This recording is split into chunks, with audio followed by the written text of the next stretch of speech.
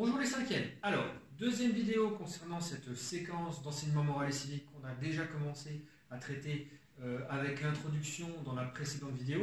Alors, j'ai eu des retours comme quoi je m'étais trompé dans l'espace de travail de la classe de 5e B. J'ai donné en fait un document Word, alors en fait que c'était pas le bon document. Donc aujourd'hui, actuellement, vous pouvez retrouver le bon document qui est cette fois-ci disponible. Donc regardez bien dans l'espace de travail, retrouvez le document PowerPoint.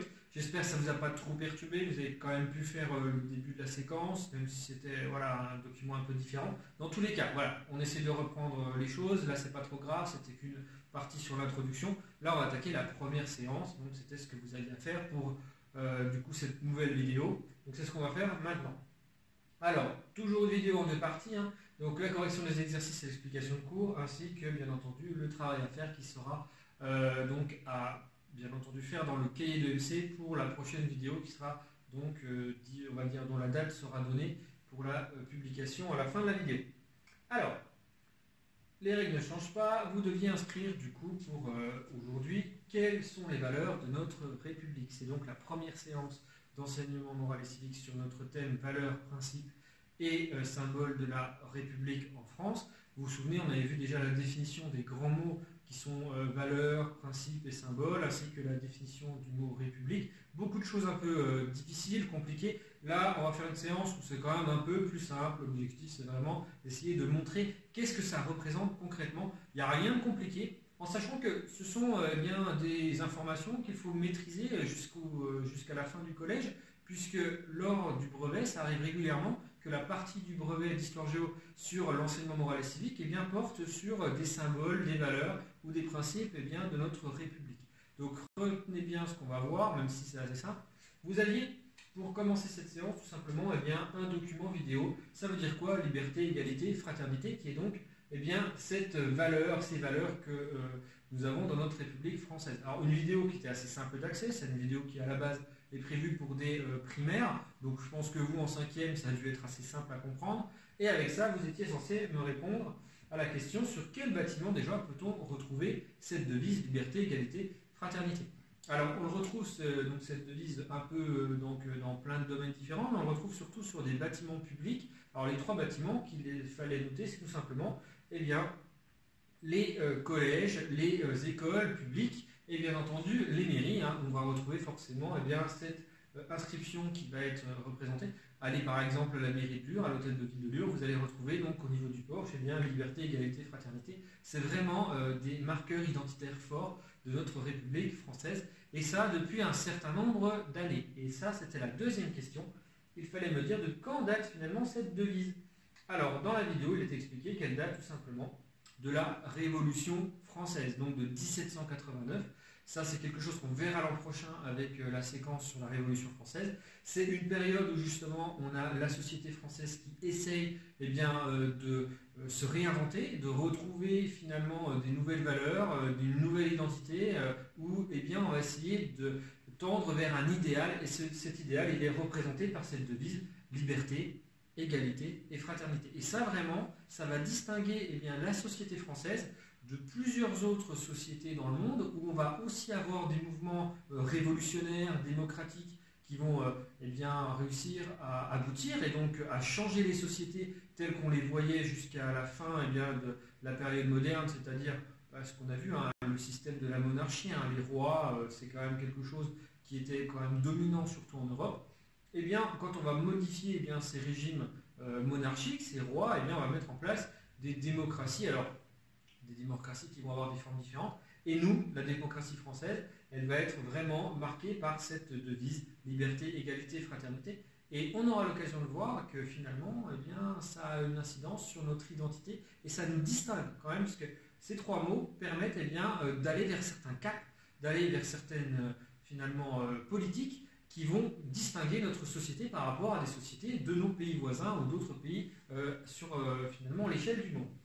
Alors, question suivante, c'était pourquoi les trois mots sont forcément ensemble?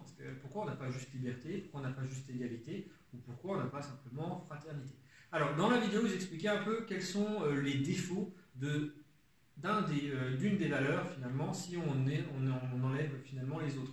Alors, Bien entendu, il y a plein de pays où les trois valeurs ne sont pas associées, mais en tout cas, ce qu'on pouvait retenir de la vidéo que vous aviez en document, c'est que ces trois valeurs, en fait, elles sont censées se compléter. C'est-à-dire que la liberté et l'égalité sont là vraiment pour essayer de montrer qu'on est dans une société nouvelle qui va donner plus de chance aux citoyens, qui va leur donner plus d'égalité entre eux par rapport à la société qui était assez déséquilibrée et moins juste de la société d'Ancien Régime, alors que la fraternité, elle va vraiment essayer de trouver du liant aussi par rapport à cette liberté et cette égalité, essayer finalement de rassembler et de s'intéresser aussi à ceux qui seraient peut-être un peu moins dans une situation favorable et donc essayer de trouver un moyen de combler ces problèmes d'injustice. Donc la fraternité était donc associée à ces deux premières valeurs, liberté et égalité. Il y a des pays où on met en avant uniquement quasiment, par exemple, la liberté. Vous allez aux États-Unis, vous êtes quand même dans une société démocratique aussi, mais le maître mot aux États-Unis, ça reste la liberté.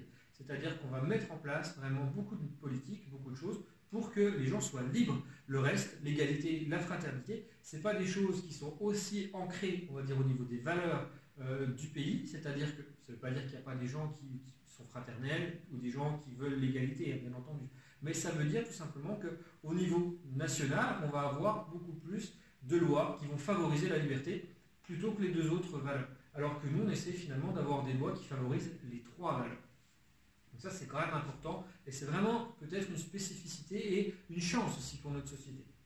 Alors, justement, vous deviez représenter après donc le document 1, tout simplement dans votre cahier de MC, 3 images qui permettaient de représenter la liberté, l'égalité et la fraternité. Alors, je ne vais pas vous donner de correction pour cet exercice, puisque c'est quelque chose qui est assez personnel. Il n'y a pas de réponse attendue, c'est votre réponse qui est importante. J'aimerais que vous exprimiez un petit peu. Alors, j'ai dit un dessin, mais vous pouvez le faire aussi avec des idées, avec des mots, avec des exemples. C'est vous qui voyez, en fait, ça va, on va dire, concerner un peu votre bilan de cette séance. Une séance assez courte, 3 valeurs à maîtriser, liberté, égalité, fraternité. Moi, j'aimerais que vous essayiez de vous les approprier avec justement une image, avec un dessin. Ce n'est pas forcément un dessin digne de Picasso ou d'un grand artiste, ça peut être un schéma très simple, mais ça veut nous montrer un peu que qu'est-ce que la liberté concrètement. Donc donner des situations, peut-être des exemples que vous avez vécus, des choses que vous avez vues, qui vont vraiment être associées à la France, d'accord ? Pensez vraiment à la France et à la situation donc, de nos concitoyens. Donc ça, c'est vraiment là où vraiment vous devez donner des exemples pour notre société. Donc, trouvez des images qui vous représentent la liberté. Je pense que vous allez avoir beaucoup d'idées, surtout vu la situation actuelle où vous venez de passer une grande partie des dernières semaines dans une situation où on vous a un peu privé de liberté pour, bien entendu, sauver des gens, c'est sûr, c'est pour sauver des vies. Mais derrière, on voit bien l'importance de la liberté quand on la perd un peu. Donc, on en a perdu des libertés. Ça peut peut-être vous inspirer pour essayer de trouver un moyen d'expliquer ce qu'est pour vous la liberté. L'égalité, c'est quelque chose qui peut vous parler, vous pouvez avoir beaucoup de choses aussi à dire, et c'est pareil pour la fraternité. C'est quelque chose aussi qui revient beaucoup dans notre contexte actuel avec cette crise, cette pandémie, où on met justement en avant beaucoup de fraternité de la part de certaines personnes, de certains groupes, de certaines actions qu'on voit souvent passer donc dans les journaux télévisés ou dans les articles sur le web. Donc regardez un petit peu tous ces exemples, ça peut aussi vous inspirer. Vous pouvez bien entendu trouver quelque chose qui n'a rien à voir. Mais essayez peut-être. Ça peut être intéressant de mettre des exemples concrets du moment, puisqu'il faut bien penser que votre cahier, vous allez le garder sur plusieurs années.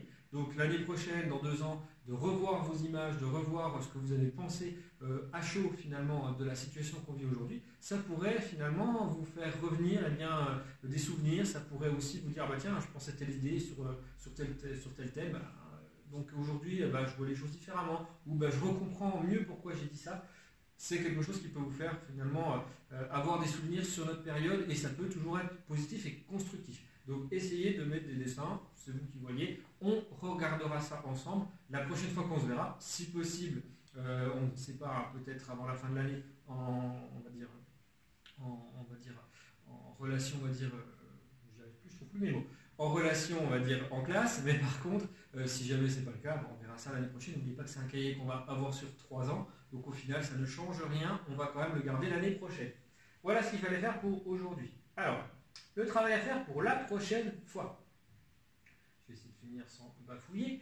Alors, vous devez bien entendu terminer la correction du document 1 et faire ce que je vous ai demandé par rapport à ces 3 dessins, ce serait sympa. À côté de ça, vous devez faire quand même les exercices des diapositives 4 et 5, donc les diapositives qui suivent, dans le cahier pour la prochaine vidéo. Cette prochaine vidéo sera mise en ligne mercredi 13 mai, hein, n'oubliez pas, mercredi 13 mai, donc vous aurez la correction et les nouvelles on va dire, directives d'ici la prochaine fois. Donc je vous souhaite une bonne fin de semaine, un bon week-end et on se voit la semaine prochaine. Au revoir.